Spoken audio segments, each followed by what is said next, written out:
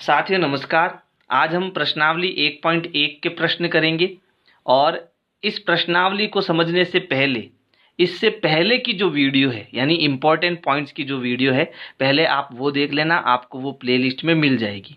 और अभी तक वीडियो को लाइक नहीं किया है तो पहले वीडियो को लाइक करना है, उसके बाद में ही वीडियो देखना है आपको, है ना। तो देखो यहाँ पर पहला प्रश्न क्या है। पहला प्रश्न है, क्या शून्य एक परिमेय संख्या है? यानी जो शून्य है वो परिमेय संख्या है क्या, वो बताना आपको। क्या इसे आप p बटा क्यू के रूप में लिख सकते हैं जहां p और q पूर्णांक है और q जीरो नहीं है। ठीक है, तो देखो परिमेय संख्या क्या होती है, वे संख्या जिसे हम p बटा क्यू के रूप में लिख सकते हैं उसी को हम क्या कहेंगे, परिमेय संख्या कहेंगे। और जीरो को हम p बटा क्यू के रूप में लिख सकते हैं, इसलिए ये क्या है, एक परिमेय संख्या है। तो हमारा उत्तर क्या होगा, उत्तर होगा हाँ, जीरो एक परिमेय संख्या है।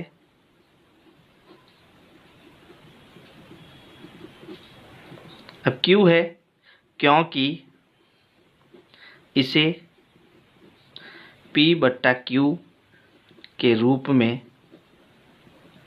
लिखा जा सकता है, लिखा जा सकता है जैसे। ठीक है, कैसे लिखेंगे, जैसे मुझे यहाँ जीरो लाना है तो अगर मैं जीरो में अगर एक का भाग दूं तो मेरा उत्तर क्या आएगा, जीरो ही आएगा। जीरो में अगर मैं दो का भाग दूं तो भी मेरे पास जीरो ही आएगा। जीरो में मैं किसी भी संख्या का भाग दूं, n संख्या, मान लो n कुछ भी हो सकता है, लेकिन n क्या होगा, पूर्णांक होगा, है ना, पूर्णांक संख्या होगी। ठीक है, जहां n क्या है, n पूर्णांक है। ठीक है, तो किसी भी संख्या का भाग दूं तो मेरा उत्तर क्या आएगा, जीरो ही आएगा। अब मेन चीज क्या है, मेन चीज ये है कि मैं इसे p बटा क्यू के रूप में लिख सकता हूं, इसलिए ये मेरी क्या है, परिमेय संख्या है। बात समझ में आई। आप केवल इतना ही कर देना, ये सब लिखने की जरूरत नहीं है। ये केवल आपको समझाने के लिए है कि जीरो में किसी भी संख्या का भाग देंगे तो हमारा उत्तर क्या आएगा, जीरो ही आएगा। इसे हम p बटा क्यू के रूप में लिख सकते हैं। समझ आ गया। चलो अब अगला प्रश्न देखते हैं। अगला प्रश्न है, 3 और 4 के बीच में 6 परिमेय संख्या ज्ञात कीजिए। ठीक है, देखो जब भी आपको पूर्ण अंक दिया हो, जैसे यहाँ 3 है और यहाँ 4 है, बट्टे वाली संख्या हमको नहीं दी है, तो ऐसे प्रश्न आए और हमें जितनी परिमेय संख्या ज्ञात करने का पूछे उससे एक अंक ज़्यादा का हमें जो है इसके अंश और हर में गुणा करना है ना। जो मैंने बोला है उसको ठीक से समझना। हमें कितनी परिमेय संख्या ज्ञात करनी है, 6। तो 6 में एक जोड़ो, कितना हो गया, 7 हो गया। ठीक है, तो हमें क्या करना है, यहाँ जो संख्या दी है 3, उसे लिखना है 3 बटा 1, और ऊपर नीचे यानी अंश और हर में मुझे किसका गुणा करना है, 7 का गुणा करना है। क्योंकि ऐसा हम करेंगे तो वो 3 का 3 ही रहेगा, इसकी तुल्य भिन्न बन जाएगी, है ना। और अगली संख्या कितनी क्या थी, 4, तो 4 बटा 1 लिख दो और ऊपर नीचे किसका गुणा कर दो, 7 का गुणा कर दो। ऐसा करने पर क्या होगा, 7 का 3 से गुणा हो जाएगा, 7 त्रिया 21 बट्टा 7 एकम 7, और यहाँ हो जाएगा 7 चौक 28 बट्टा 7 एकम 7। अब इन दोनों के बीच में ये है कितना, ये 3 ही है, लेकिन मैंने इसको तुल्य भिन्न में बदल दिया। क्यों बदल दिया, क्योंकि मुझे इसके बीच में 6 परिमेय संख्या ज्ञात करनी है, इसलिए हमें ऐसा करना पड़ेगा। अब हमें क्या करना है, 21 बट्टा 7 और 28 बट्टा 7 के बीच में 6 परिमेय संख्या लिखनी है। तो देखो 21 के बाद क्या आता है, 22 आता है, नीचे आप बट्टा 7 लिख दो। ठीक है, 22 बट्टा 7, 23 बट्टा 7, 24 बट्टा 7, फिर उसके बाद 25 बट्टा 7, 26 बट्टा 7, है ना, और 27 बट्टा 7, और वापस कितना आ जाएगा, 28 बट्टा 7 आ जाएगा। ठीक है, तो 21 बट्टा 7 और 28 बट्टा 7, इनके बीच में मैंने कितनी परिमेय संख्या लिख दी, 1 2 3 4 5 6, 6 परिमेय संख्या लिख दी। ऐसा कब करना है, जब आपको पूर्ण संख्याएं दी हुई हो, है ना, यानी बट्टे वाली संख्या नहीं दी हुई हो, ऐसी पूर्ण संख्याएं दी हुई हो, तब आपको ऐसे काम करना है। समझ आया। अगर समझ नहीं आए तो वीडियो को जो है पीछे करके वापस आप देख सकते हो। अगला प्रश्न है, 3 बटा 5 और 4 बटा 5 के बीच 5 परिमेय संख्या ज्ञात कीजिए। ठीक है, यहाँ देखो अब ये पूर्ण संख्या नहीं है, ये बट्टे वाली संख्या है। ठीक है, तो ऐसा प्रश्न आए तो आपको क्या करना है, अंश और हर में ऐसी संख्या का गुणा करना है जिससे हमें क्या हो, इनके बीच में बहुत सारी संख्याएं मिल जाए। तो यहाँ देखो हर इनका समान है, तो एलसीएम तो इनका 5 हो गया। ठीक है, अब मुझे क्या करना है, 3/5 और 4/5 का ऊपर नीचे जो है मैं ऐसी संख्या से गुणा करूंगा कि मुझे इन दोनों के बीच में बहुत सारी संख्याएं मिल जाए। तो मैं अगर ऊपर नीचे 10 का गुणा करूं, है ना, तो ऊपर मुझे कितना मिल गया, 30 मिल गया, है ना। 10 का गुणा 3 से करेंगे तो 30 मिल गया, और 5 का गुणा 10 से करेंगे तो कितना मिल गया, 50 मिल गया। यहाँ पर भी 10 का ऊपर नीचे गुणा करेंगे, है ना, तो अब क्या होगा, ये हो जाएगा 40, और 5 का 10 से गुणा कितना हो जाएगा, 50। तो देखो ऊपर कितना आया, 30, और यहाँ कितना आया, 40। तो इन दोनों के बीच में मुझे जो है 9 परिमेय संख्याएं मिल सकती है ना। लेकिन हमें कितनी चाहिए, हमें 5 ही चाहिए। तो चलो हम केवल 5 ही लिख देते हैं। पहली संख्या कितनी है, 30/50 है। 30 के बाद क्या आता है, 31/50, 32/50, 33/50, 34/50 और 35/50। तो कितनी हुई, 1 2 3 4 5। तो 36/50 अब हमें लिखने की जरूरत नहीं। अब हम सीधी क्या लिख देते हैं, 40/50। तो हमने क्या करा, 3/5 और 4/5 के बीच में 5 परिमेय संख्याओं को ज्ञात कर लिया। समझ आया?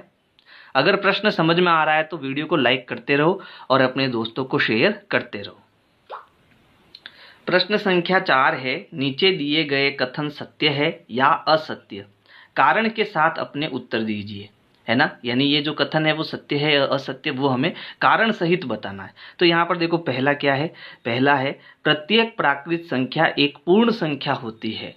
तो ये कथन हमारा क्या हो जाएगा, सत्य हो जाएगा। देखो ये कथन आपको पूरा सही तरीके से कब समझ में आएगा, जब आप इम्पोर्टेंट पॉइंट वाली वीडियोस देखोगे, है ना। तो पहले वो वीडियो देख लेना, इसके बाद ये प्रश्नावली मिलाना, आपको सब चीज समझ में आएगी। ठीक है, तो देखो ये कथन सत्य क्यों है, इसका कारण बता देते हैं। ये कथन सत्य है क्योंकि देखो प्रत्येक पूर्ण संख्या में आपको प्राकृत संख्या मिल जाएगी। देखो प्राकृत संख्या क्या होती है, वे संख्या जो 1 से प्रारंभ होकर अनंत तक चलती रहती है ना, वो हमारी क्या होती है, प्राकृत संख्या होती है। और पूर्ण संख्या क्या होती है, जो पूर्ण संख्या है वो कहाँ से प्रारंभ होती है, 0 से प्रारंभ होती है और अनंत तक चलती है। ठीक है, तो ये कह रहा है क्या प्रत्येक प्राकृत संख्या पूर्ण संख्या होती है क्या। तो क्योंकि प्राकृत संख्या की सारी चीजें जो है पूर्ण संख्या में आपको मिल रही है, इसलिए ये कथन हमारा सत्य होगा कि प्रत्येक प्राकृत संख्या क्या है, पूर्ण संख्या है। अब इसका उत्तर कारण सहित बताना है, तो कारण क्या लिखेंगे, यह कथन सत्य है क्योंकि पूर्ण संख्याओं के संग्रह में, पूर्ण संख्याओं के संग्रह में, संग्रह मतलब समूह, यानी ये जो पूरा समूह है ना, 0 से लगाकर अनंत तक ये संख्या होती है, तो ये जो पूरा संग्रह है, ये इसमें जो है प्राकृत संख्या भी आपको मिल जाती है, इसलिए ये हमारा कथन क्या हो जाएगा, सत्य हो जाएगा। तो यह कथन सत्य है क्योंकि पूर्ण संख्याओं के संग्रह में प्रत्येक प्राकृत संख्या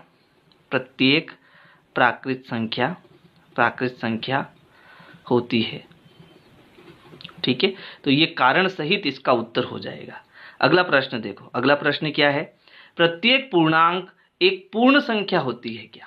तो ये कथन जो है हमारा क्या हो जाएगा, असत्य हो जाएगा। अब क्यों हो जाएगा इसको समझो। पूर्णांक संख्या क्या होती है, पूर्णांक संख्या जब पूर्ण संख्याओं के साथ, यानी ये जो संख्या है 0 1 2 और ये अनंत तक चलती है ना, तो ये जो संख्या है इसके साथ जब हम ऋणात्मक संख्या भी ले लेते हैं, जैसे -1 -2 -3, और ये भी अनंत तक चलती रहती है, तो जो संग्रह बनता है उसे हम क्या कहते हैं, पूर्णांक संख्या कहते हैं, है ना। तो अब ये कह रहा है कि क्या प्रत्येक पूर्णांक एक पूर्ण संख्या है क्या। तो आप कहोगे सर 0 से लगाकर 1 2 3 प्लस की जो ये संख्याएं हैं ये तो हमें पूर्ण में मिल जाएगी, लेकिन ये ऋणात्मक वाली संख्याएं हमें पूर्ण में नहीं मिलेगी, इसलिए ये कथन हमारा क्या होगा, असत्य होगा। तो अब इसे हम कारण क्या लिखना है कि क्योंकि पूर्ण संख्याओं के संग्रह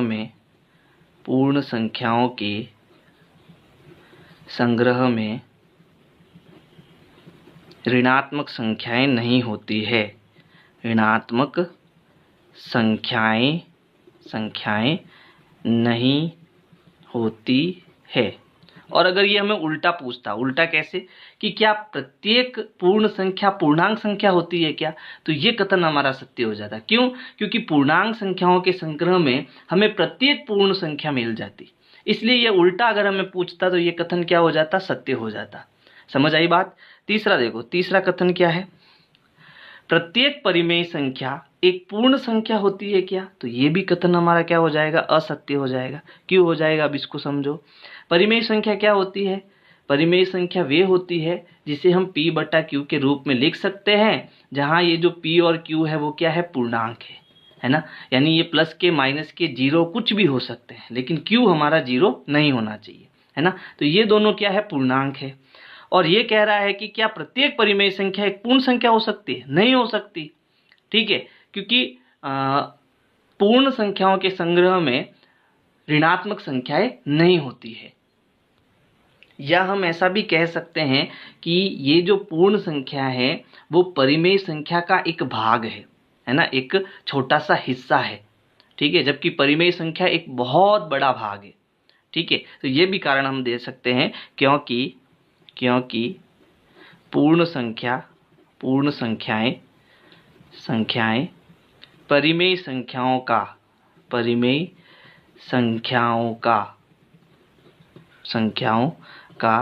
एक भाग है, एक छोटा सा भाग है ना।